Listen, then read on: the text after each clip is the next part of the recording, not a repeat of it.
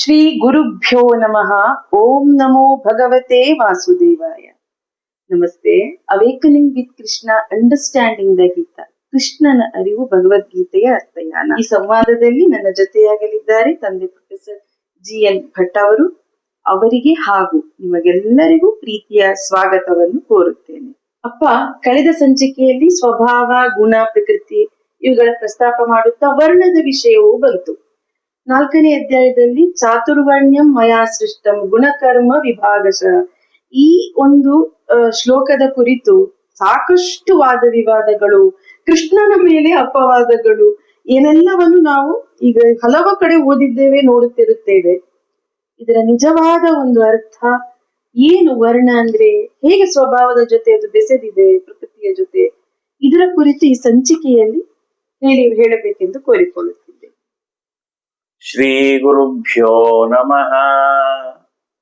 ವಸುದೇವ ಸುತಂ ದೇವಂ ಕಂಸ ಚಾಣೂರಮರ್ದನಂ ದೇವಕೀ ಪರಮಾನಂದಂ ಕೃಷ್ಣಂ ವಂದೇ ಜಗದ್ಗುರುಂ. ಹಿಂದಿನ ಸಂಚಿಕೆಯಲ್ಲಿ ಈ ಪ್ರಕೃತಿ ಸ್ವಭಾವದ ಹೊತ್ತಿಗೆ ಸಹಜವಾಗಿಯೇ ವರ್ಣದ ಬಗ್ಗೆ ಬಂದಿದೆ. ಈ ವರ್ಣ ಅಂತ ಹೇಳಿದ್ರೆ ಅದು ಎರಡರ್ಥವನ್ನು ಕೊಟ್ಬಿಡ್ತದೆ. ಕನ್ನಡದಲ್ಲಿ ಅದೇ ವರ್ಣ ಬಣ್ಣ ಆಗಿದೆ. ಅವನ ಬಣ್ಣ ಗೊತ್ತಾಯ್ತು ಅಂತಂದ್ರೆ ಅವನ ಸ್ವಭಾವ ಗೊತ್ತಾಯ್ತು ಅಂತ ಅರ್ಥ. ಹಾಗೆ ನೋಡು ಆ ಬಣ್ಣ ಹೇಗಿದೆ ಅಂತ ಹೇಳಿದ್ರೆ ಅಲ್ಲಿ ಯಾವುದೋ ಒಂದು ಬಣ್ಣ ಅಂದ್ರೆ ಕಪ್ಪೋ ಕೆಂಪೋ ಬಿಳಿಯೋ ಆ ತರ ಬಣ್ಣ ಬದಲಾಯಿತು. ಊಸರ ಒಳ್ಳೆ ಬಣ್ಣ ಬದಲಾಯಿಸ್ತದೆ ಅಂತ ಹೇಳಿದಾಗ ಆ ಬಣ್ಣ. ಹಾಗೆ ಅವನ ಬಣ್ಣ ಗೊತ್ತಾಯ್ತು ಅಂತ ಹೇಳಿದಾಗ ಅವನ ಸ್ವಭಾವ ನಿಜವಾಗಿ ಎದುರುಗಡೆಗೆ ಒಂದು, ಹಿಂದ್ಗಡೆಗೆ ಇನ್ನೊಂದು, ಗೋಮುಖ ವ್ಯಾಘ್ರ ಇಂಥದ್ದೆಲ್ಲ ನಾವು ಹೇಳ್ತಾ ಇರ್ತೇವೆ. ಅಂದ್ರೆ ವ್ಯಾಘ್ರ ಅವನ ಸ್ವಭಾವ, ಎದುರುಗಡೆಗೆ ಗೋವಿನ ಹಾಗೆ ಒಂದು ಆವರಣ, ಮುಖವನ್ನು ಒಂದು ತೋರಿಸ್ತಾ ಇರುವಂತಹ ವ್ಯಕ್ತಿ ಅಂತ. ಆದ್ರೆ ಈ ಚಾತುರ್ವರ್ಣ್ಯಂ ಮಯಾ ಸೃಷ್ಟಂ ಗುಣಕರ್ಮ ವಿಭಾಗಶಃ ತಸ್ಯ ಕರ್ತಾರಂ ವಿಧಿ ಅಕರ್ತಾರಂ ಅವ್ಯಯಂ ಅಂತ ಹೇಳಿದಾಗೆ 2ನೇ ಸಾಲು ಬಿಟ್ಬಿಡ್ತಾರೆ. ಅಯ್ಯೋ, ಸೃಷ್ಟಿ ನಮ್ದೇ ಅಲ್ವಾ, ಕೃಷ್ಣನು ಒಂದು ಮನುಷ್ಯ ಅಲ್ವಾ, ಆ ಮನುಷ್ಯ ಸೃಷ್ಟಿಸಿದ್ದೇ ಅಲ್ವಾ ಇದು ಅಂತ ಈ ರೀತಿಯಾಗಿ ಹೊರಟ್ಬಿಡ್ತಾರೆ. ಆದ್ರೆ ಈ ಶ್ಲೋಕ ಎಲ್ಲಿ ಬರ್ತದೆ ಅದು ಮುಖ್ಯ. 4ನೇ ಅಧ್ಯಾಯದಲ್ಲಿ ಇಮಂ ವಿವಸ್ವತೆ ಅಲ್ಲಿಂದ ಶುರು ಮಾಡ್ತಾನೆ. ವಿವಸ್ವಾನ್ ಮನವೇ ಪ್ರಾಹು ಮನವೇ ಇಕ್ಷ್ವಾಕವೇ ಬ್ರವೀತ್ ಅಂತೆಲ್ಲ ಹೇಳಿದಾಗ ಅರ್ಜುನನಿಗೆ ಆಶ್ಚರ್ಯ ಆಗ್ತದೆ. ಅವನಿಗೆ ಪುನರ್ಜನ್ಮಕ್ಕೆ ನಂಬಿಕೆ ಇಲ್ಲ ಅಂತಲ್ಲ, ಇದೆ. ಆದ್ರೆ ಇವನು ಹೀಗೆ ನಾನು ಸೂರ್ಯನಿಗೆ ಹೇಳಿದವನು, ನಂತರ ಇಕ್ಷ್ವಾಕು ಮನು, ಹೀಗೆ ಬಂದಿದೆ ಪರಂಪರೆ, ಮತ್ತು ಮಧ್ಯದಲ್ಲಿ ನಷ್ಟ ಆಯ್ತು ಯೋಗದ್ದು ಅಂತ ಹೇಳ್ಬೇಕಿದ್ರೆ ಅಪರಂ ಭವತೋ ಜನ್ಮ ಪರಜನ್ಮ ವಿವಸ್ವತಃ.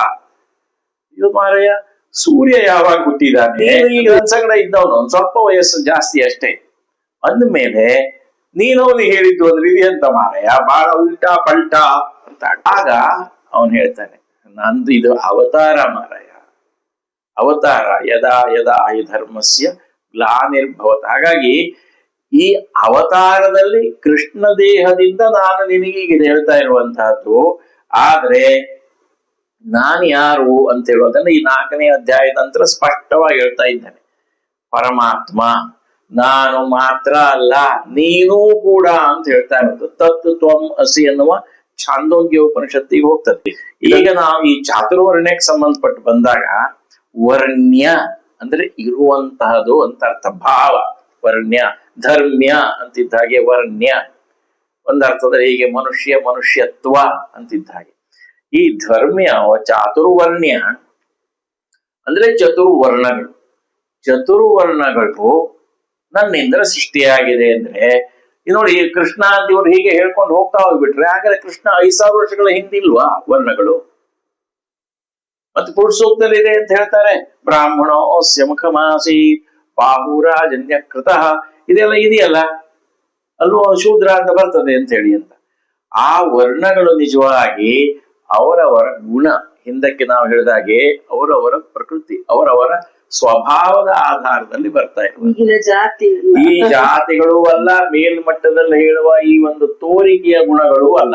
ಆಗ ಹಿಂದಿನ ಸಂಚಿಕೆಯಲ್ಲಿ ನಾವು ಪ್ರಕೃತಿಯ ಬಗ್ಗೆ ಹೇಳಿದೇವಲ್ಲ, ಮೂಲಭೂತವಾಗಿ ಆ ರೀತಿಯಾಗಿ ಸ್ವಭಾವಸ್ತು ಪ್ರವರ್ತತೆ ಪ್ರಕೃತಿಮ್ಯಾಂತಿ ಭೂತಾನಿ ಈ ಶಬ್ದಗಳೆಲ್ಲ ಬಂದಿವೆ. ಗುಣ ಪ್ರಕೃತಿ ಸಂಭವ. ನೋಡಿ ಇಲ್ಲಿ 4 ವರ್ಣಗಳನ್ನ ಹೇಗೆ ಮಾಡಿದೆ ಅಂದ್ರೆ ಇದು ಸಹಜವಾಗಿ ಬರ್ತಾ ಇರುವಂತಹದ್ದು.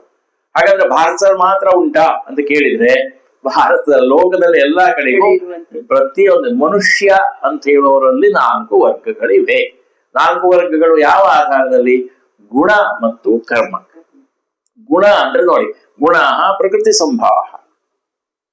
ಪ್ರಕೃತಿ ಸಂಭವ ಗುಣ, ಪ್ರಕೃತಿಯಿಂದಲೇ ಅವು ಚೆನ್ನಾಗಿ ಹುಟ್ಟಿರುವಂತವು ಗುಣಗಳು. ಎಲ್ಲಿಂದ ಬಂತು ಅವನಿಗೆ ಆ ರೀತಿ ಗುಣ? ಎಲ್ಲಿಂದ ಬಂತು ಅಂದ್ರೆ ಪ್ರಕೃತಿಯಿಂದ ಬಂದಿರೋದು. ಪ್ರಕೃತಿ ಅಂದ್ರೆ ಏನು ಅಂತ ಮತ್ತೆ ಮುಂದಕ್ಕೆ ಹೋಗುವ. ಅದರ ಒಂದು ಪ್ರಕೃತಿ ಅಂತಂದ್ರೆ ನಾನಾಗ ಸಂಚಿತ ಪ್ರಾರಬ್ಧದ್ದು ಒಂದು ಹಂತದಲ್ಲಿ ದೇಹಕ್ಕೆ ಸಂಬಂಧಪಟ್ಟು, ಇನ್ನು ಇಡೀ ಜಗತ್ತಿಗೆ ಸಂಬಂಧಪಟ್ಟಿದ್ದು ಪ್ರಕೃತಿ ಮತ್ತಿದೆ, ಪರ ಮತ್ತು ಅಪರ ಮತ್ತು ಪರ ಪ್ರಕೃತಿ. ಅದನ್ನ ಮತ್ತೆ ಮುಂದಿನ ಸಂಚಿಕೆ ತಗೊಳ್ಳುವುದು. ಇಡೀ ಜಗತ್ತಿಗೆ, ಇದು ವ್ಯಕ್ತಿಗೆ ಸಂಬಂಧಪಟ್ಟು ನಾವು ಬರ್ತಾ ಇರುವಂತಹದ್ದು ಅಥವಾ ಮಾನವ ಸಮೂಹಕ್ಕೆ ಸಂಬಂಧಪಟ್ಟು ಬರ್ತಾ ಇರೋದು. ಗುಣ ಕರ್ಮ, ಗುಣ ಮತ್ತು ಕರ್ಮವನ್ನ ಆಧರಿಸಿ 4 ವರ್ಣಗಳನ್ನು ಸೃಷ್ಟಿಸಿದೆ. ನಾನು ಸೃಷ್ಟಿಸಿದ್ದೇನೆ ಅಂತ. ನಾನು ಅಂದ್ರೆ ಯಾರು ಅಲ್ಲಿ? ನಾನು ಅಂದ್ರೆ ಈ ದೇಹ, ಕೃಷ್ಣನ ದೇವಕಿ. ನಾನು ಪ್ರಾರ್ಥನೆಯಲ್ಲಿ ನಾವೊಂದು ಪ್ರವೇಶ ಬೇಕಲ್ಲ, ದೇವಕಿ ಪರಮಾನಂದಂ ಅಂತ ನಾವು ಹೇಳ್ತಾ ಇರೋದು, ತಾಯಿ ದೇವಕಿ ಅಂತ. ಆದ್ರೆ ಒಂದು ಸಾಂಕೇತಿಕ ಮಾಯೆಯ ರೂಪದಲ್ಲಿ ವಸುದೇವ ದೇವಕಿ ತಾಯಿ ಅಂತಿದ್ದಾರೆ, ಮಾಯೆಯ ರೂಪದಲ್ಲಿ ಅವನು ಕೃಷ್ಣ ಅನ್ನುವ ಹೆಸರಿನಲ್ಲಿ ಅವತರಿಸಿರುವುದು. ಬಿಟ್ರೆ ಅವನು ಪರಮಾತ್ಮ ಅನ್ನೋ ಒಂದು ನಂಬಿಕೆ ಇದ್ರೆ ಮಾತ್ರ ಭಗವದ್ಗೀತೆಯ ಪ್ರವೇಶ ಸಿಗ್ತದೆ. ಇಲ್ಲದೆ ಹೋದ್ರೆ ಆಗುದಿಲ್ಲ. ಯಾಕೆಂದ್ರೆ ನಾನೇ ಲೆಕ್ಕ ಹಾಕಿದ್ವಿ, 162 ಶ್ಲೋಕಗಳಿಗಿಂತ ಹೆಚ್ಚಿನ ಕಡೆಗೆ ಪರಮಾತ್ಮ ಕೃಷ್ಣ ಮಾತಾಡ್ತಾ ಇರೋದು ಅಂದ್ರೆ ಪರಮಾತ್ಮ ಮಾತಾಡ್ತಾ ಇರೋದು ಅಂತ. ಅದೇ 4ನೇ ಅಧ್ಯಾಯದಿಂದ ಅವನೇ ಸ್ಪಷ್ಟವಾಗಿ ಹೇಳಿದ್ದಾನೆ. ನೋಡಿ, ರಾಮಾಯಣ ಮಹಾಭಾರತದಲ್ಲಿ 2 ವಿಶಿಷ್ಟವಾಗಿದೆ. ಏನು? ರಾಮಾಯಣದಲ್ಲಿ ಎಂದೂ ತಾನು ದೇವರು ಅಂತ ಹೇಳಿಲ್ಲ. ಹೇಳಲಿಕ್ಕೆ ಯಾರಾದ್ರೂ ನೀನು ದೇವರು ಅಂತ ಹೇಳಿದ್ರು ರಾಮ ಏನ್ ಹೇಳ್ದ? ಆತ್ಮಾನಂ ಮಾನುಷಂ ವಿತ್ತಿ. ಅಯ್ಯೋ, ನಾನೊಬ್ಬ ಮನುಷ್ಯ ಅಂತ ತಿಳ್ಕೊಂಡಿದ್ದೇನಪ್ಪ, ನನಗೆ ದೇವರು ಎಲ್ಲ ಗೊತ್ತಿಲ್ಲ, ನಾನು ನೋಡಿ ಈಶ್ವರ ಪೂಜೆ ಮಾಡ್ತೇನೆ ಅಂತ ರಾಮೇಶ್ವರ ಅಂತ ಬಂತು. ಆ ತರದ್ದಿರ್ತದೆ. ಕೊನೆಯವರೆಗೂ ನಂಬೋದಿಲ್ಲ. ದುರ್ವಾಸ ಮುನಿಗಳು ನಿಂದು ಕಾಲ ಮುಗೀತು, ನಿನ್ನ ಅವತಾರ ಮುಗೀತು ಅಂತ ಹೇಳಿದ್ರೆ ನಾನೆಲ್ಲ ಇಲ್ಲಿ ಸಂಸಾರ ಅಂತ ಈ ರೀತಿ ಇದ್ದಾನೆ, ಆ ರೀತಿ ಬರ್ತದೆ. ಆದ್ರೆ ಇಲ್ಲಿ ಕೃಷ್ಣಂದ ಹಾಗಲ್ಲ. ಹೌದು, ನಾನೇಯ, ನನ್ನನ್ನೇ ನೀನು ಸ್ಮರಿಸಿಕೋ. ಸ್ಮರಿಸ್ಕೊಳ್ಳಿಕ್ಕೆ ಏನ್ ಬೇಕು ಅಂದ್ರೆ ನೀನ್ ನಾನು ಹೇಳ್ತೀಯಲ್ಲ, ನಾನು ಇಲ್ಲಿ ಕೃಷ್ಣ ಆಗಿದ್ದೇನಲ್ಲ ಅಂತೇಳಿ ಮತ್ತದು ಒಳಗಡೆ ಹೋಗು ಒಳಗಡೆ ಹೋಗು ಒಳಗಡೆ ಹೋಗು ಅಂತ ಕೃಷ್ಣ ಪರಮಾತ್ಮ ಅಂತ ಹೇಳೋದು. ದೇಹಧಾರಿಯಾಗಿದ್ದಾನೆ ಅಷ್ಟೇ. ನಮಗೆ ಸಹಾಯ ಮಾಡ್ಲಿಕ್ಕಾಗಿ ಅವನ ಆ ದೇಹವನ್ನು ಧರಿಸಿಕೊಂಡು ಬಂದಿದ್ದು. ನೋಡಿ, 4 ಪ್ರಕೃತಿಯಲ್ಲಿ ಗುಣಗಳು 4 ವಿಭಾಗ. 5ನೇ ವಿಭಾಗ ಆಗೋದಿಲ್ಲ ಇದರೊಳಗೆ. ಅದು ವಿಶೇಷ.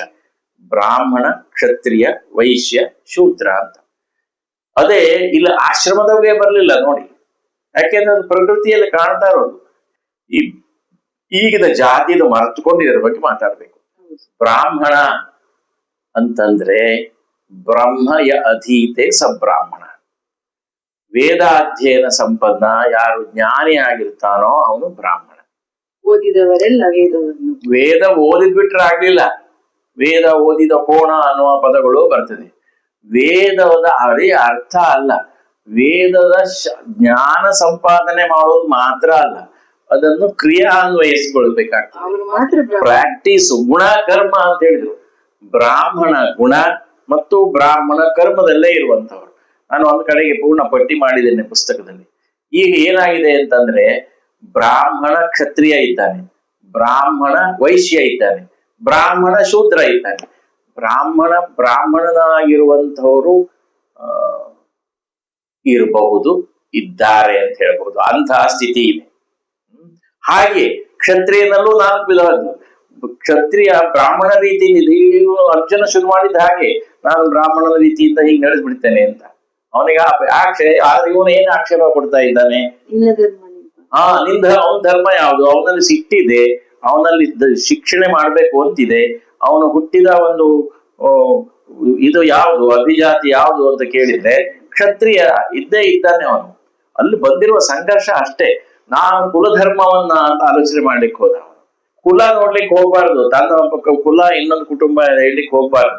ಇಡೀ ಸಮಸ್ತ ಸಮಾಜದ ದೃಷ್ಟಿಯಿಂದ ನಿರ್ಣಯ ತಗೊಂಡು ಹೋಗ್ಬೇಕಾಗ್ತದೆ ಒಂದು ಕ್ಷತ್ರಿಯ. ಅವನಿಗೆ ಕ್ಷಾತ್ರ ಧರ್ಮವನ್ನು ನೆನಪು ಮಾಡ್ಲಿಕ್ಕಾಗಿಯೇ ಭಗವದ್ಗೀತೆ ಬಂದಿರೋದು. ಅವನ ಕುಲಧರ್ಮಕ್ಕೆ ಹೋದಾಗ ನೋಡಿ ಅವನ ವೀಕ್ನೆಸ್. ಕ್ಷುದ್ರಂ ಹೃದಯ ದೌರ್ಬಲ್ಯಂ ಅಂತ ಹೇಳಿದ್ದು ಅದಕ್ಕಾಗಿ. ಸ್ಪಷ್ಟ ಪ್ರಶ್ನೆಗೆ ಕೂಡಲೇ ಉತ್ತರ ಕೊಟ್ಟಿದ್ದಾರೆ. ಇದು ನಿಂದು ಹೃದಯ ದೌರ್ಬಲ್ಯದ್ದು, ನಿನ್ನ ಧರ್ಮ ಗಿರ್ಮ ಹಾಗಾಗ್ತದೆ ಹೀಗಾಗ್ತದೆ ಅಲ್ವೇ ಅಲ್ಲ ಅಂತ. ಯಾಕೆಂದ್ರೆ ಅದು ಇವನು ಯಾದವ ಕೃಷ್ಣ ಅದನ್ನೇ ಪಾಲನೆ ಮಾಡಿರೋದು. ಅಭಿಮನ್ಯು ನಾಶ ಆಗ್ಲಿಲ್ವಾ? ಎಷ್ಟು ಜನ ಅವರ ಪಕ್ಷದಲ್ಲಿ ಇರೋರೆ ಸತ್ತು ಹೋಗಿದ್ದಾರೆ ಪೂರ್ಣ. ಅಕ್ಷೋಹಿಣಿ ಸೈನ್ಯ ವಿರುದ್ಧ 7 ಅಕ್ಷೋಹಿಣಿ ಇತ್ತಲ್ಲ, ಇದ್ದವರು ಮತ್ತೆ 7 ಜನ, ಒಟ್ಟಿಗಂತೂ 7. ಅಂತಹ ಸ್ಥಿತಿಯಲ್ಲೂ ಕೂಡ ಧರ್ಮ ಪರಿಪಾಲನೆ ಅಂದ್ರೆ ಯಾವುದೋ ಒಂದು ಕುಟುಂಬವೋ ಈಗಿದ್ದವರನ್ನು ಬದುಕಿಸೋದು ಅಂತಲ್ಲ, ಬಹಳ ದೊಡ್ಡದು, ಶತಮಾನಗಳ ಕಾಲ ಇರ್ತಾ ಇರುವಂತಹದ್ದು ಪರಿಪಾಲನೆ ಅಂದ್ರೆ ಆ ದೃಷ್ಟಿಯಿಂದ ಹೋಗ್ಬೇಕು. ಹಾಗಾಗಿ ಆಗ ಬ್ರಾಹ್ಮಣ ಅಂತ ಹೇಳ್ಕೊಂಡವನು ಅದಕ್ಕೆ ಸಂಬಂಧಪಟ್ಟ ಗುಣದ ಕರ್ಮವನ್ನು ಅನುಸರಿಸಬೇಕು. ಸಿಟ್ಟು ವಿಪರೀತ ಬರುವನು ಕ್ಷಾತ್ರ, ಅವನು ಪೊಲೀಸ್ ಆಗ್ಬೇಕು, ಅಥವಾ ಅವನು ಸೇನೆಯಲ್ಲಿರ್ಬೇಕು ಅವನು, ಅಥವಾ ಅವನು ಆಡಳಿತಕ್ಕೆ ಹೋಗ್ಬೇಕು. ಹೊರತು ನೋಡಿ ಚಾಣಕ್ಯ ಹಾಗಾಗಿ ಎಂದು ಸಿಂಹಾಸನ ಅರಮನೆಯಲ್ಲಿ ಇಲ್ಲ. ಅವನು ಬ್ರಾಹ್ಮಣನಾಗಿ ಸಲಹೆ ಕೊಡ್ತಾ ಇದ್ದ. ಅವನು ಕುಟೀರನಲ್ಲೇ ಇದ್ದ, ರಾಜನಿಂದ ಏನೂ ಅಪೇಕ್ಷೆ ಪಡಲಿಲ್ಲ. ಅವನಿಗೆ ಏನು ಬೇಕು ಅವಶ್ಯಕತೆ, ಮೂಲಭೂತ ಅವಶ್ಯಕತೆಗೆ ಸಂಬಂಧಪಟ್ಟು ತಗೊಳ್ಳೋದು ಅಂದ್ರೆ ಕ್ಷಾತ್ರ ಧರ್ಮದಲ್ಲಿರುವ ರಾಜ ಕೊಡೋದು ಕರ್ತವ್ಯ ಅಂತಲೂ ಇದೆ. ಹಾಗೆ ವೈಶ್ಯ ವ್ಯಾಪಾರ ಬ್ಯಾಲೆನ್ಸ್ ಮಾಡ್ತಾ ಇರೋದು. ಒಂದು ನೆನ್ಪಿಟ್ಕೊಳ್ಳಿ, 4 ವರ್ಣಗಳಲ್ಲಿಯೂ ಏರುಪೇರು ಕೃಷ್ಣ ಹೇಳಲಿಲ್ಲ. ಅವರವರ ಸ್ವಭಾವ ಅಂದ್ರೆ ಗುಣ ಸ್ವಭಾವ, ಅವರವರ ಕರ್ತವ್ಯ ಕರ್ಮ ಮಾಡ್ಬೇಕು ಅಂತ. ಕ್ಷತ್ರಿಯನಾಗಿದ್ರಿಂದ ಯುದ್ಧ ಮಾಡುವಂತಂದ ಅವನು. ಯುದ್ಧ ಮಾಡುವಂತ ಹೊಸದಾಗಿ ಹೇಳಿದ್ದಾರೆ, ಯುದ್ಧ ಮಾಡ್ಲಿಕ್ಕೆ ಬಂದಿದ್ದಾರೆ ಅವರು.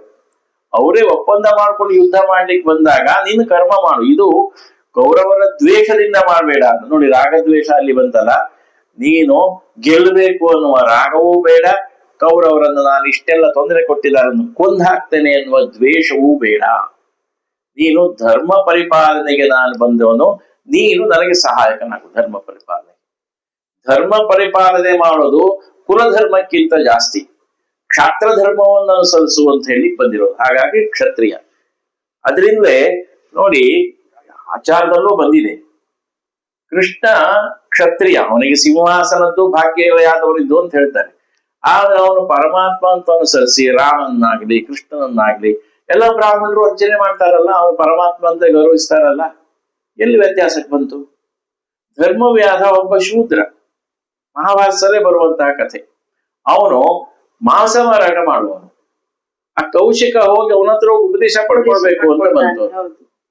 ಅಯ್ಯೋ, ನೀನ್ ಇಷ್ಟು ಧರ್ಮ ಗೊತ್ತಿದ್ದವನು, ಧರ್ಮಶಾಸ್ತ್ರದ್ದೆಲ್ಲ ಅನುಭವದಲ್ಲೇ ಇರುವಂತವನು, ನೀ ಯಾಕೆ ಮಾಂಸ ಮಾಡ್ತಿದ್ರೆ? ಅಯ್ಯೋ, ನಂದು ಇದು ಕರ್ಮ, ನಾನು ಆ ಕುಲದಲ್ಲಿ ಅಂದ್ರೆ ಆ ಗುಣದಲ್ಲಿ ಹೊತ್ಕೊಂಡು ಆ ಕರ್ಮದಲ್ಲಿ ಇದ್ದೇನೆ. ಹಾಗಾದ್ರೆ ಇದೆಲ್ಲ ನೀವು ಇದು ಓದಿದ್ದಲ್ಲ, ಹಿಂದಿನಿಂದ ನನಗೆ, ಹಿಂದಿನ ಜನ್ಮಗಳಿಂದ ನನಗೆ ಅದು ನೆನಪಿಗೆ ಬರ್ತಾ ಇರುವಂತಹದ್ದು. ವೈಶ್ಯನಾಗಿರುವಂತವನು ವ್ಯಾವಹಾರಿಕವಾದ ಬುದ್ಧಿಯವನು. ವ್ಯಾಪಾರಿ ಲಾಭ ಮಾಡಬಾರ್ದು ಅಂತ ಎಲ್ಲಿ ಉಂಟು? ಮಾಡ್ಬೇಕು, ಆದ್ರೆ ದುರ್ಲಾಭ ಮಾಡಬಾರ್ದು, ದುರುಪಯೋಗ ಪಡಿಸ್ಕೊಳ್ಬಾರ್ದು. ಆ ಕಸ್ಟಮರ್ ಕೇರ್ ಅಂತೆಲ್ಲ ಈಗ ಹೇಳ್ತಾರಲ್ಲ, ಅದನ್ನು ನೆನ್ಪಿಟ್ಕೊಳ್ಬೇಕು.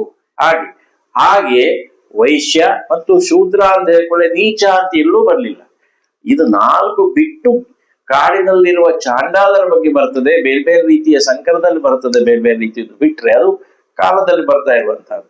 ಹೊರತು ಈ 4ರಲ್ಲಿ ಶಾಸ್ತ್ರಗಳಲ್ಲೇ ಶೂದ್ರರಾಗಿರುವಂತಹವರು ಬ್ರಾಹ್ಮಣನ ಅಡಿಗೆ ಮನೆಗೆ ಸಹಾಯಕರಾಗಲ್ಲಿ ಇರಬಹುದು ಅನ್ನೋ ಸ್ಪಷ್ಟವಾಗಿದೆ. ಅವರು ಅಶುಚಿಗಳು ಅನ್ನುವ ದೃಷ್ಟಿಯಿಂದ ತಪಸ್ಸಿಗಳಲ್ಲಿ ಆಗ್ಲಿ ಅರ್ಚನೆಯಲ್ಲಾಗ್ಲಿ, ಈಗ ಅವನು ಯಾರೋ ಒಬ್ಬ ಎಲ್ಲೋ ಇದ್ದವನು ಹೋಗಿ ಪೂಜೆ ಮಾಡ್ಲಿಕ್ಕೆ ಸಾಧ್ಯ ಉಂಟಾ? ಈ ಬ್ರಾಹ್ಮಣೇತರರು ಸಾಕಷ್ಟು ಪೂಜೆ ಮಾಡ್ತಾ ಇದ್ದಾರೆ, ಆದ್ರೆ ಯಾವ ದೇವರ ಪೂಜೆ ಮಾಡ್ತಾ ಇದ್ದಾರೆ? ತಾಮಸಿಕ ರಾಜಸಿಕ ದೇವತೆಗಳ ಪೂಜೆ ಮಾಡ್ತಾ ಇದ್ದಾರೆ, ನೆನಪಿಟ್ಕೊಳ್ಬೇಕು. ಮತ್ತು ಅವರು ಕೂಡ ಒಂದಷ್ಟು ವ್ರತವನ್ನು ಪಾಲನೆ ಮಾಡ್ತಾರೆ, ಅವರು ಒಂದು ನಿಯಮ ಪಾಲನೆ ಮಾಡ್ತಾರೆ, ಅವರು ಉಪವಾಸ ಮಾಡ್ತಾರೆ, ಹೇಗಿರ್ಬೇಕು ಅಂತ ಒಂದು ತಯಾರಿ ಇರ್ತದೆ ಅದಕ್ಕೆಲ್ಲ. ಆ ಎಲ್ಲ ಸಿದ್ಧತೆ ಏನ್ ಮಾಡ್ತಾರೆ, ಅದಕ್ಕೆ ಅನುಕೂಲವಾಗಿ ಆ ಒಂದು ಉತ್ಸವಗಳಲ್ಲಿ ಭಕ್ತರು ಕೂಡ ಅದಕ್ಕೆ ತಯಾರಿ ಮಾಡ್ಕೊಳ್ತಾರೆ, ಸಾತ್ವಿಕತೆ ಬರುವ ಹಾಗೆ. ಸಾಮಾನ್ಯವಾಗಿ ನಾವು ನೋಡ್ಬೋದು, ಯಾವುದೇ ಒಂದು ದೇವರ ದೇವಿಯ ಅಥವಾ ಮಾರಮ್ಮ ಯಾವುದೇ ಇರಲಿ, ಆ ಉತ್ಸವ ಮಾಡ್ಬೇಕಿದ್ರೆ ಮನುಷ್ಯರು ಶಾಂತರಾಗಿರ್ತಾರೆ. ತಾಮಸಿಕ ದೇವತೆ ಮಾಡೋದು ಮತ್ತು ಇನ್ನೂ ಹೆಚ್ಚು ಶಾಂತವ, ಯಾಕೆಂದ್ರೆ ಅವರು ತುಂಬಾ ತಾಮಸಿಕವಾಗಿ ಇರ್ತಾರೆ. ಅವರು ಶಾಂತವಾಗಿದ್ದೇ ನಡೆಸ್ಬೇಕಾಗ್ತದೆ. ಆ ದೃಷ್ಟಿಯಿಂದ ಈ 4 ವರ್ಣಗಳು ಬಂದಿವೆ. ವರ್ಣಗಳು ಅವರ ಹುಟ್ಟಿನಿಂದ ಬಂದ ಗುಣ, ಅದಕ್ಕೆ ಸಂಬಂಧಪಟ್ಟು ಕರ್ಮದಲ್ಲಿ ಇರ್ಬೇಕಾಗ್ತದೆ. ನೋಡಿ, ಈ ಸ್ತ್ರೀ ಪುರುಷಾರ್ಥ ಬಂದಾಗ್ಲೂ ಅಷ್ಟೇ, ಸ್ತ್ರೀಯರದ್ದು ಒಂದಷ್ಟು ಗುಣಗಳೇ ಬೇರೆ, ಈಗ ಉದಾಹರಣೆ ಮಾಡ್ಬೋದು, ಅಡಿಗೆ ಮಾಡೋದು ನೋಡ್ಬೋದು. ಮನೆಯಲ್ಲಿದ್ರೆ ಸಹಜ ನಾವೊಬ್ಬರೇ ಮಾಡ್ಬೇಕನ್ನೋ ಅಂತ ಕೇಳಿದ್ರೆ ಅವರನ್ನ ಗಂಡಸರು ಕೀಳಾಗಿ ನೋಡೋದು ಉಂಟು. ಹೋಗ್ ನೀನು ಅಡಿಗೆ ಮನೆಗೆ ಅಂತ. ಇವರು ಕೀಳಾಗಿ ನೋಡ್ತಾ ಇರ್ತಾರೆ. ನಿಜವಾಗಿ ಅಡಿಗೆ ಮನೆಯಲ್ಲಿ ಹೆಂಗಸರು ಆ ಪಾಕ ಪ್ರಾವೀಣ್ಯ ಇದೆ. ಅದೇ ದೊಡ್ಡ ದೊಡ್ಡ ಕಾರ್ಯಕ್ರಮಗಳು ಬಂದಾಗ ಅಲ್ಲಿ ಹೆಂಗಸರು ಹೋಗಿ ಮಾಡ್ಲಿಕ್ಕೆ ಸಾಧ್ಯ ಆಗ್ತದ್ಯಾ? ಆಗೋದಿಲ್ಲ. ಲಾರಿ ಡ್ರೈವರ್ ಆಗ್ತೇನೆ ಅಂತೇಳಿ ಎಲ್ಲೋ 1000ರಲ್ಲಿ ಹೆಂಗಸು ಧಾರ್ಷ್ಟ್ಯವಾಗಿದ್ದವಳು ಶರೀರದಿರ್ಬೋದು. ಮತ್ತೆ 999 ಗಂಡಸರೇ ಮಾಡ್ಬೇಕಾದ್ದು. ಕಸೂತಿ ಕಲೆಗಳಿರ್ಬೋದು, ಸಹನೆ, ನರ್ಸಿಂಗ್, ಕ್ಯಾರಿಂಗ್ ಅಂಡ್ ಶೇರಿಂಗ್ ಉಂಟಲ್ಲ, ಅದು ಹೆಣ್ಣಿನ ಸ್ವಭಾವದಲ್ಲಿ ಬರ್ತಾ ಇರುವಂತ. ಎಷ್ಟು ಆಸ್ಪತ್ರೆಗಳಿಗೆ ಹೋಗಿ ನೋಡಿ ನೀವು, 100ರಲ್ಲಿ 90ಕ್ಕಿಂತ ಹೆಚ್ಚು ಸ್ತ್ರೀಯರೇ ನರ್ಸು. ಹಾಗೆ ಗಂಡಿನ ಸ್ವಭಾವ, ಹೆಣ್ಣಿನ ಸ್ವಭಾವ ಹೇಳೋದು ಹೇಗೆ ಬೇರೆಯೋ ಅದೇ ರೀತಿಯಾಗಿ ಒಂದು ಗುಣ ಮತ್ತು ಕರ್ಮ, ಅವನ ಪ್ರೊಫೆಷನ್ನು ಅವನ ನೇಚರಿಗೆ ಅನುಸಾರವಾಗಿದ್ರೆ ಮಾತ್ರ ಶಾಂತಿ ಸಮಾಧಾನ ಇರ್ತದೆ. ಇಲ್ಲದೆ ಹೋದ್ರೆ ಅವನು ಅಪ್ಸೆಟ್ ಆಗ್ಬಿಟ್ಟ, ಯಾಕೆಂದ್ರೆ ಅವನ ಸ್ವಭಾವ ಹೊಂದುದಿಲ್ಲ. ಇದು ಎಷ್ಟು ಲಕ್ಷಗಟ್ಟಲೆ ಸಂಪಾದನೆ ಮಾಡುವವರು ಅವನಿಗೆ ಮಾನಸಿಕವಾಗಿ ನೆಮ್ಮದಿ ಇಲ್ಲ ಅಂತ ಬಿಡೋದು ನಾವು ನೋಡ್ತೇವೆ. ಅದು ಸ್ವಭಾವ. ಹಾಗಾಗಿ ನಾನು ಅರ್ಚನೆ ಮಾಡುವಂಥದ್ದು ಕೀಳು, ಆದ್ರಿಂದ ನಾನು ಮಾಡೋದಿಲ್ಲ ಅಂತಂದ್ರೆ ಅವನು ಬ್ರಾಹ್ಮಣ ಅಲ್ಲ ಅಂತ ಅರ್ಥ, ಅಥವಾ ಅವನ ಸ್ವಭಾವ ವಿರುದ್ಧವಾಗಿ ಹಣ ಮಾಡ್ಲಿಕ್ಕೆ ಹೋಗಿದ್ದಾನೆ ಅಂತ ಅರ್ಥ. ಚಾತುರ್ವರ್ಣ್ಯ ಅನ್ನೋದು ಇದು ಕೃಷ್ಣ ನಿರ್ಮಾಣ ಮಾಡಿದ್ದಲ್ಲ. ನೋಡಿ, ತಸ್ಯ ಕರ್ತಾರಮಪಿ ಮಾಂ ವಿಧಿ ಅಕರ್ತಾರಂ ಅಂತ. ಇದನ್ನ ನಾನೇ ಮಾಡಿದ್ದು ಪರಮಾತ್ಮ ಆಗಿ. ಆದ್ರೆ ನಾನಿಲ್ಲ ಅಂದ್ರೆ ನಾನು ಅಕರ್ತಾರ. ಇದು ಹೇಳಿದಾಗ ಹಿಂದಕ್ಕೊಮ್ಮೆ ಹೇಳಿದ್ದೀನಿ, ಆಗ ನೆನಪಿಗೆ ಬರ್ತದೆ. ನೋಡಿ, ಬೆಂಕಿ ಅಲ್ಲಿ ಇದೆ ಬೆಂಕಿ. ಅಂತಂದ ಬೆರಳು ಹಾಕೊಂಡು ನೀನ್ ಸುಟ್ಟು ಬಿಟ್ಟೆ ಅಂತಂದ ಬೆಂಕಿಗೆ. ಬೆಂಕಿ ಮಾತಾಡ್ತದೆ ಅಂತ ಇಟ್ಕೊಳ್ವ ನಾವು. ಹೇಳ್ತದೆ ನಾನು ಸುಡ್ಲಿಲ್ಲ ಅಂತ. ನೀನ್ ಸುಡ್ಲಿಲ್ವಾ? ಹೌದು ಸುಟ್ಟಿದೆ. ನನ್ನ ಬೆರಳು ಸುಡ್ಲಿಲ್ವಾ? ಸುಟ್ಟಿದೆ. ಎಲ್ಲಿಂದ ಸುಟ್ಟಿತ್ತು? ಅದು ಬೆಂಕಿಯಿಂದ, ನನ್ನಿಂದ ಸುಟ್ಟಿದೆ. ಇಲ್ಲ ಅಂತಂದ್ಮೇಲೆ ನಾನು ಸುಡ್ಲಿಕ್ಕೆ ಬರ್ಲಿಲ್ಲಪ್ಪ ನೀನನ್ನ. ಹಾಗಾದ್ರೆ ಏನಾಯ್ತು? ನೀನು ನನ್ನಲ್ಲಿ ಕೈ ಹಾಕಿದೆ, ಬೆರಳು ಹಾಕಿದೆ, ಹಾಗಾಗಿ ನೀನು ಸುಟ್ಟೆ. ಸುಡೋದು ನನ್ನ ಸ್ವಭಾವ. ನೀನ್ ಇಲ್ಲಿಗೆ ಬಂದಿದ್ರಿಂದ ಹೀಗಾಯ್ತು. ನೀವ್ ಬರದೆ ಹೋದ್ರೆ ನನ್ನ ಸ್ವಭಾವ. ಹಾಗೆ ಕರ್ತಾರಮಪಿ, ನಾನ್ ಸೃಷ್ಟಿ ಮಾಡಿದ್ದು ಹೌದು, ಆದ್ರೆ ಎಲ್ಲರಿಂದ ಹನುಮಪ್ಪ ಹೊರಗೆ ಹೇಳಿದಾಗೆ ನನಗೆ ಅದಕ್ಕೆ ಏನು ಅಂಟುಕೊಂಡಿರುವುದಿಲ್ಲ, ನನಗೆ ಅದು ಏನು ವ್ಯವಸ್ಥೆ ಇಲ್ಲ. ಅಕರ್ತಾರ ಅಂತ ಹೇಳ್ತಾ ಇರೋದು ಇದೇ. ಕರ್ತೃತ್ವಂನ ಕರ್ಮಾಣಿ, ಮುಂದಕ್ಕಿನ ಕರ್ತೃತ್ವಂನ ಕರ್ಮಾಣಿ ಲೋಕಸ್ಯ ಸೃಜತಿ ಪ್ರಭೋ ಅಂತ. ನಮಸ್ಕಾರ. ಧನ್ಯವಾದಪ್ಪ. ಚಾತುರ್ವರ್ಣ್ಯದ ಕುರಿತು ವಿಶದವಾಗಿ ತಿಳಿದುಕೊಂಡೆವು. ಈ ವಿಷಯದ ಕುರಿತು ಏನೇ ನಿಮ್ಮಲ್ಲಿ ಗೊಂದಲ ಸಂಶಯಗಳಿದ್ದರೂ ಖಂಡಿತವಾಗಿ ಮುಕ್ತವಾಗಿ ಪ್ರಶ್ನೆಗಳನ್ನು ಕೇಳಿ ಚರ್ಚಿಸಲಾಗುವುದು. ಮತ್ತೊಮ್ಮೆ ಸಿಗೋಣ ಮುಂದಿನ ಸಂಚಿಕೆಯಲ್ಲಿ ಹೊಸ ಪ್ರಶ್ನೆಯೊಂದಿಗೆ ಭೇಟಿಯಾಗೋಣ. ನಮಸ್ಕಾರ. ಒಂದೇ ಜಗತ್ತು.